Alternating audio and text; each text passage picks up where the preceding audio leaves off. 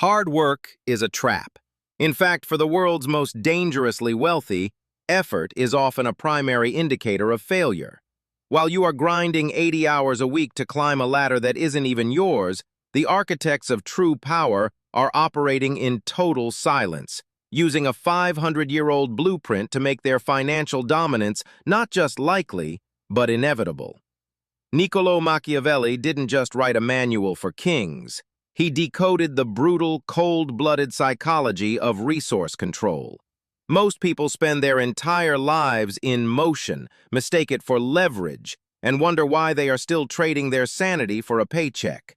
There is a specific, hidden threshold where money stops being a currency and starts becoming a weapon. If you are still playing by the rules of the masses, you have already lost. You are currently on the wrong side of the blade, and until you understand why status is the ultimate enemy of power, you will remain a servant to the system you're trying to escape. This is the Machiavellian truth about wealth, and it starts with a choice most of you are too afraid to make. Most people spend their entire lives chasing a paycheck, never realizing they're running inside a wheel designed by someone else. They think harder work equals more money. They're wrong. Niccolo Machiavelli, history's most ruthless strategist, knew that true wealth isn't earned through sweat, it's commanded through power. While the masses are obsessed with status and motion, the dangerously rich are focused on leverage and positioning. They don't react to the market. They position themselves so that the market has no choice but to pay them. Today, we are stripping away the feel-good financial advice to reveal the cold, calculated principles of strategic dominance. We're breaking down the difference between being busy and being powerful, why your desire for status is keeping you poor, and how to build a financial fortress that is mathematically inevitable. If you're ready to stop reacting and start commanding, this is the blueprint for the hidden game of money. Look at your hands. Look at your calendar. If they are both full, you are vulnerable. In the Machiavellian framework, visibility is a liability.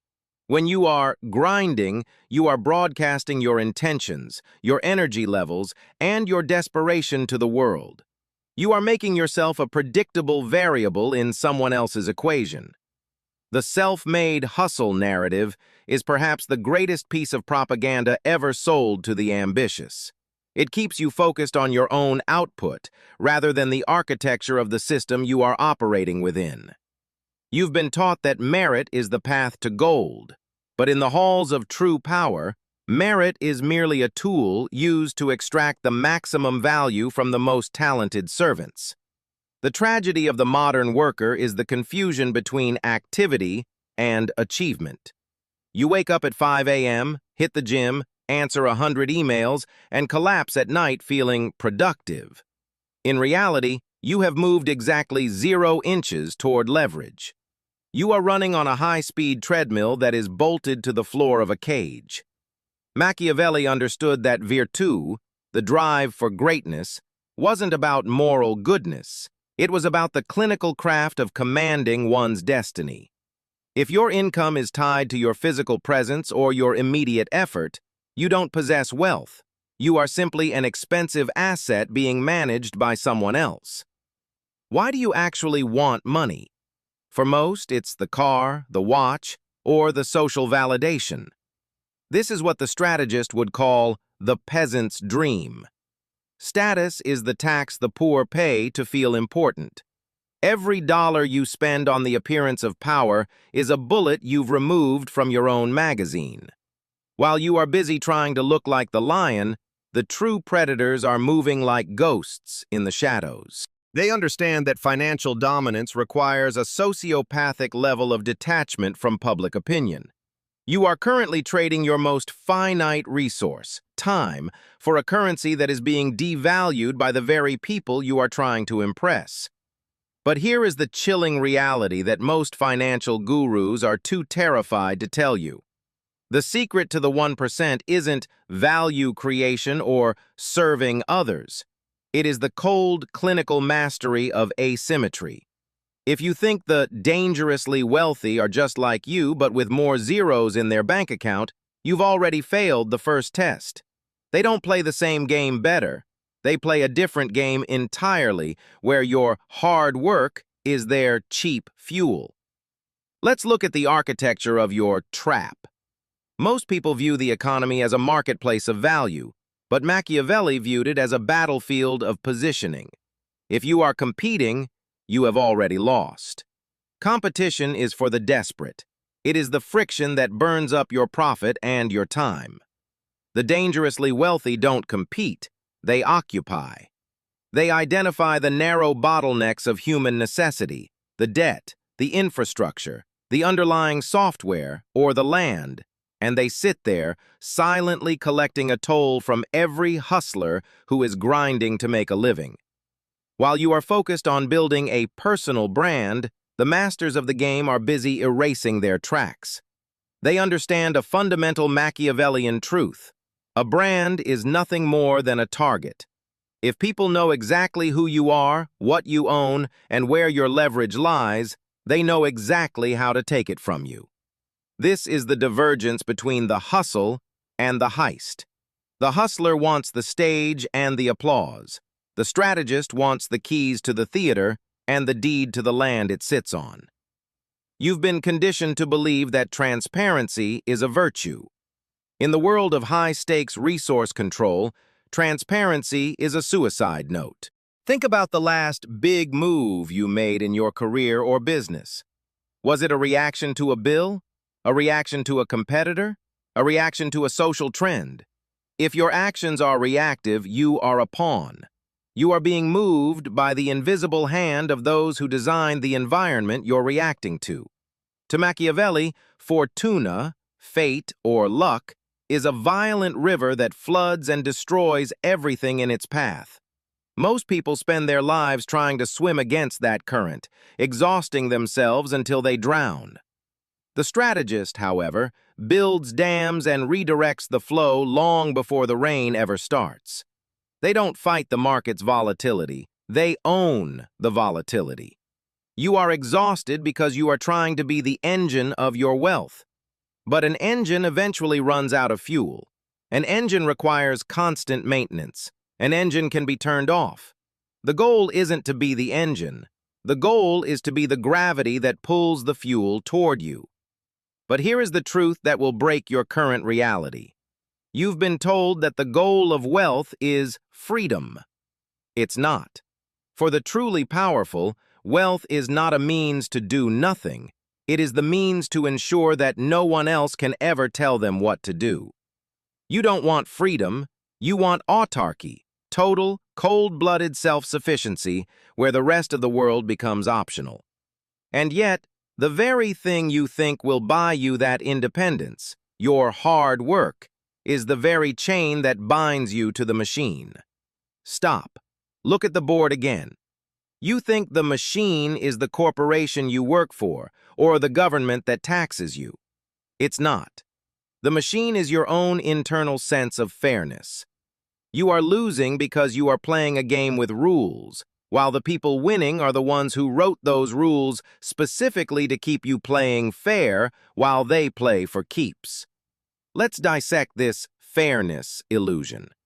You were taught to be a producer, to create a product, offer a service, and exchange your labor for capital. That is a peasant's math.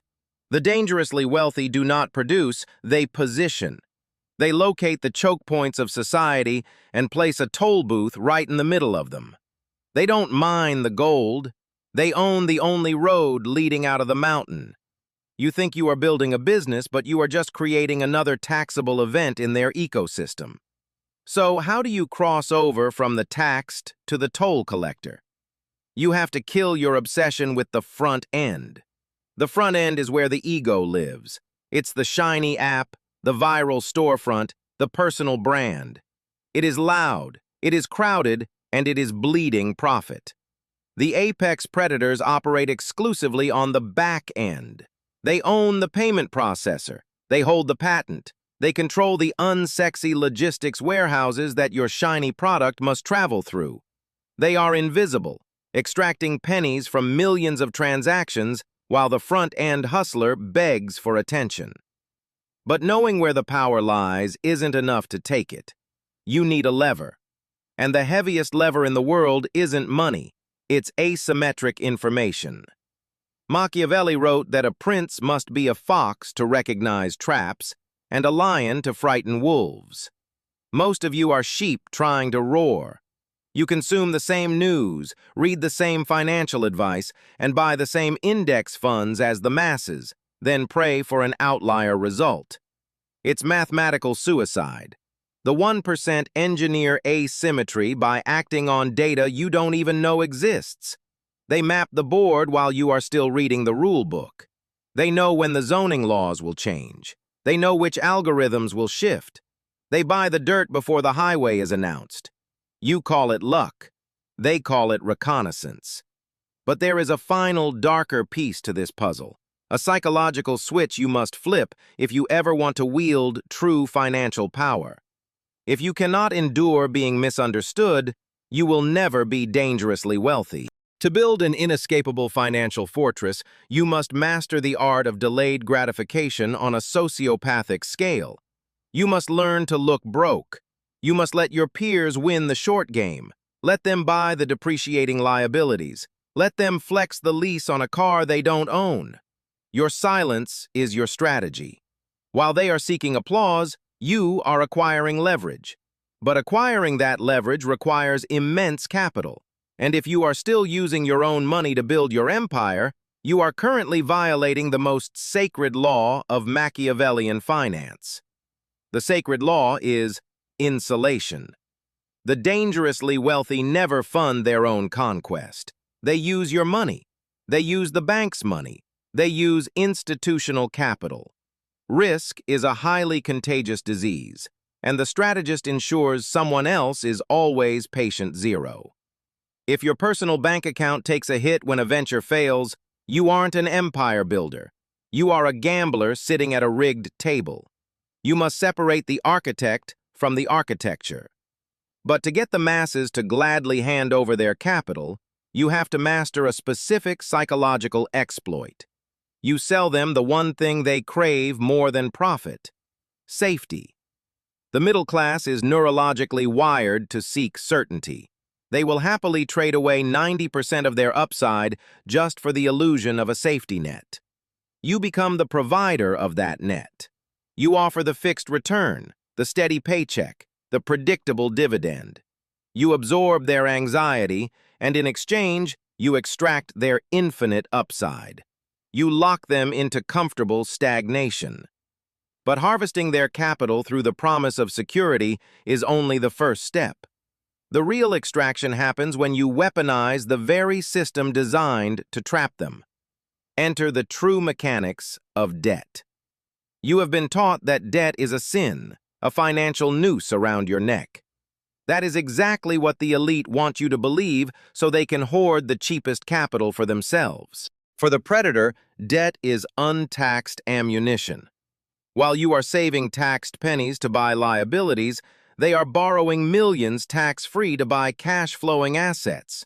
The asset pays off the debt, the tax code rewards the leverage, and the strategist walks away with the equity for free. It is a flawless, self-sustaining loop of extraction. To pull this off, however, requires a terrifying shift in how you view the numbers on your screen. You must completely depersonalize money. It is not a reward for your hard work. It is not a measure of your moral worth. It is simply a logistical tool, no different than a hammer or a bullet. When a general sends troops into battle, he does not weep over the dirt on their boots. He calculates the terrain. You must look at immense leverage with the exact same dead-eyed clinical detachment. If your heart rate spikes when you move capital, you are still too emotional to be dangerous. And if you flinch when the market violently swings, the board will crush you.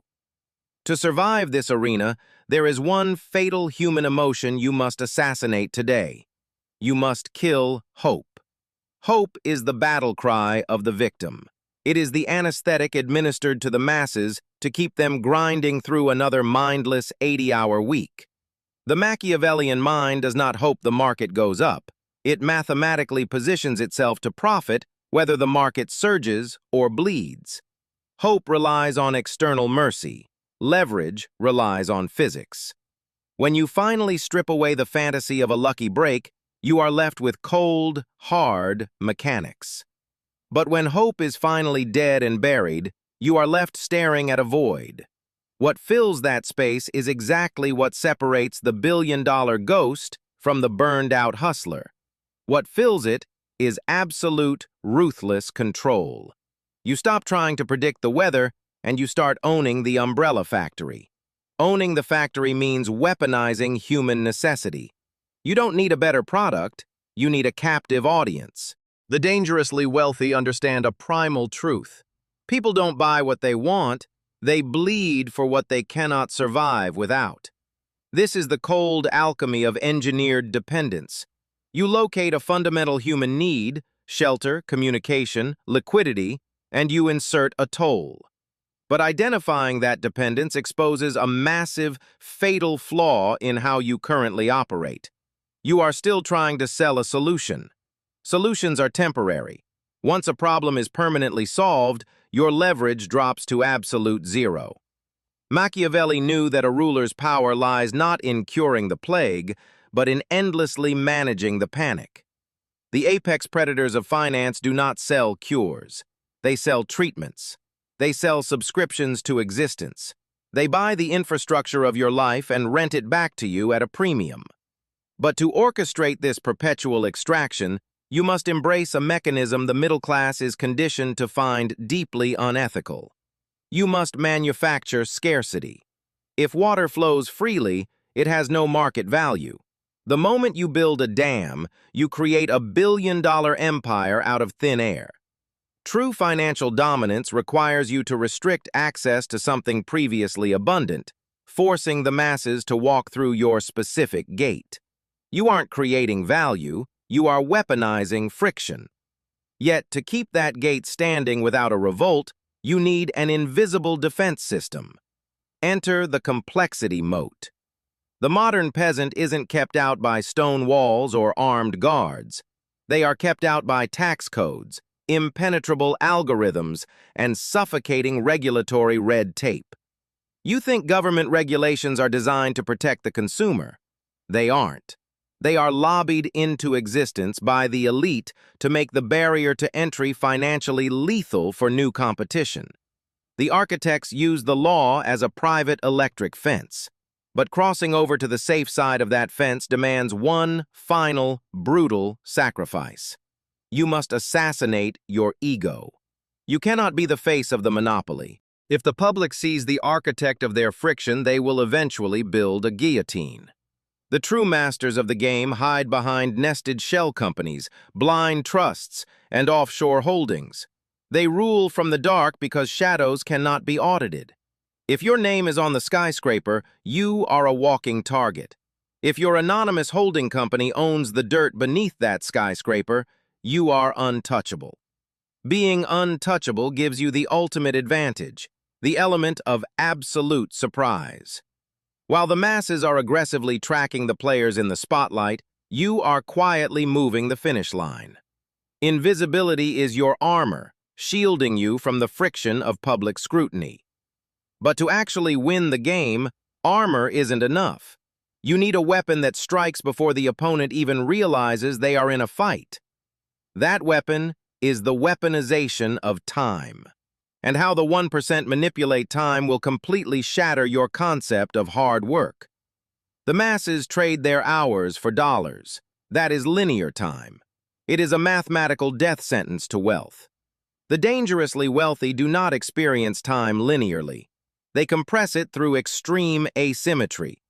They will spend a decade silently aligning a single massive domino and exactly 1 second pushing it over. They don't want a steady, predictable climb.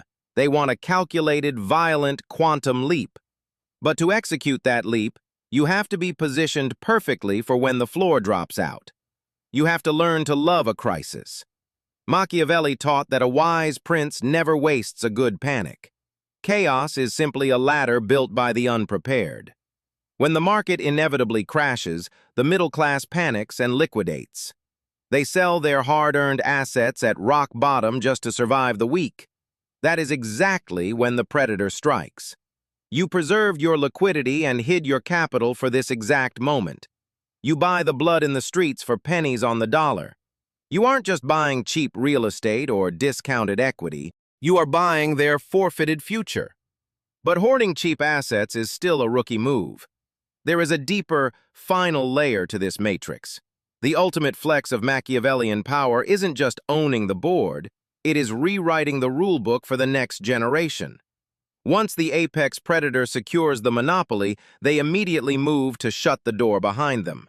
They actively champion the very regulations and compliance laws that make it impossible for the next guy to replicate their climb. They pull up the ladder and call it industry standard. You look around and think the economic system is broken. It's not. It is operating with terrifying, cold-blooded perfection. But there is exactly one blind spot in their architecture, one fatal vulnerability you can exploit right now if you have the stomach for it. Their entire trap relies exclusively on your predictability.